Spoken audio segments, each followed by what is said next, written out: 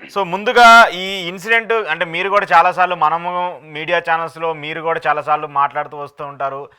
కొమ్మినేని గారు లాంటి వాళ్ళతో మీరు కూడా చాలా డిబేట్లో పార్టిసిపేట్ చేస్తూ వచ్చారు. కానీ ఇలాంటి ఒక సంఘటన జరిగినప్పుడు ఖచ్చితంగా ప్రతి ఒక్కరు కూడా దాన్ని మనం ఖండిస్తూ ఉంటాము. అది తప్పు అని చెప్పేసి తప్పుపడుతూ ఉంటాము.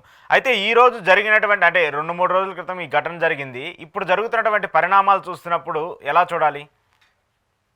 ఇట్లాంటి ఒక పరిస్థితి వస్తుందని నేనైతే అనుకోలేదు. ముఖ్యంగా మనలాంటి వాళ్ళకి. బహుశా కొమ్మినేని శ్రీనివాసరావు గారు బహుశా నా వయసంత జర్నలిస్ట్ అనుభవం ఉన్న వ్యక్తి. మీరన్నట్టు నేను కొన్ని వందల డిబేట్లు ఆయనతో పాల్గొన్నాను. అట్లాంటి వ్యక్తిని అరెస్ట్ చేస్తే అన్కండిషనల్ గా ఖండించాలి. ఆ ఖండించడానికి నాకు కొంచెం తడబాటు పడుతుంది. అంటే అరెస్ట్ని సమర్థించాలనా, అరెస్ట్ని వ్యతిరేకించాలనా అని కన్ఫ్యూజ్ లో పడేంత. కారణం ఏంటంటే జరిగిన నేపథ్యం ఇట్లాంటి పరిస్థితి రాకూడదు.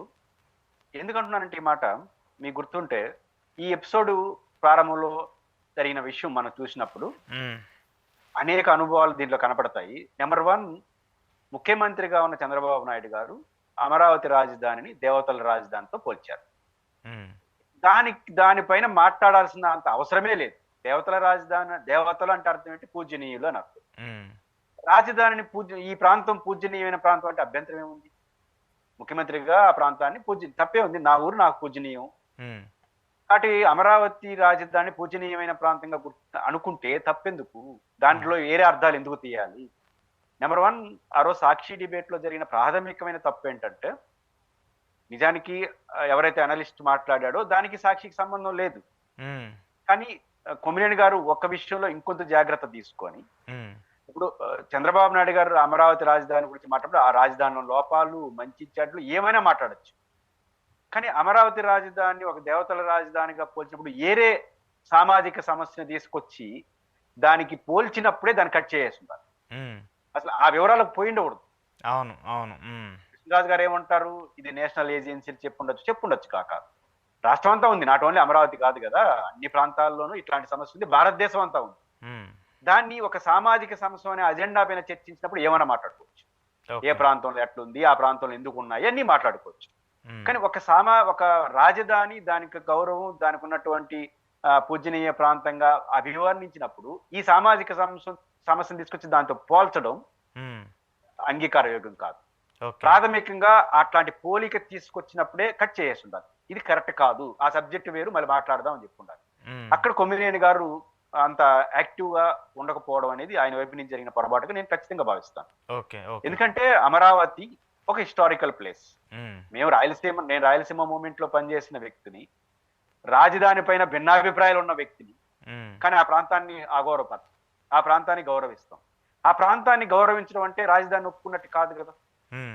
అక్కడ రాజధాని విషయంలో మార్పులు చేర్పులు కోరితే ఆ ప్రాంతాన్ని అవమానించాల్సిన అవసరం లేదే. కాబట్టి మనం డిజైన్ ని వ్యతిరేకిస్తాం, నిర్ణయాన్ని వ్యతిరేకిస్తాం, అంత ప్రాంతంతో ఏం పని? రాయలసీమని అట్లా ప్రేమిస్తాము, అమరావతిని అట్లే ప్రేమిస్తాం, ఉత్తరాంధ్రని అట్లే ప్రేమిస్తాం, గోదావరి మన రాష్ట్రంలో ఒక పార్ట్ అది. పైవచ్చి గౌతమ బుద్ధుడు స్మృతికి కలిపారని ఆ ప్రాంతం. అమరలింగేశ్వర దేవాలయం ఉంది, అమరావతికి ఒక ప్రతిష్ఠ ఉంది, గుర్తింపు ఉంది. బౌద్ధ అంతర్జాతీయ సమావేశాలు జరిగినాయి ఇక్కడ. అట్లాంటి ఒక ప్రాంతానికి ఒక ఇమేజ్ ఉన్న ప్రాంతం కదా. ఆ ఇమేజ్ ఉన్న ప్రాంతాన్ని ఏరే సందర్భం లేని అసందర్భమైన పోలికలు తీసుకురావడమే అసందర్భం, అసహజం. దీన్ని వాళ్ళు కట్ చేసి ఉంటే బాగుండేది. First point. కట్ చేయకపోవడం వల్ల ఏమవుతుంది? దీంట్లో ఎవరు తప్పు ఏంటో ఇంకా పోలీసులు తేల్చాలి.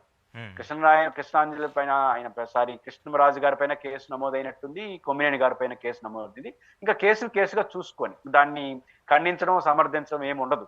కాకపోతే ఏ తప్పు చేశారో దానికే పరిమితం విచారించాడు.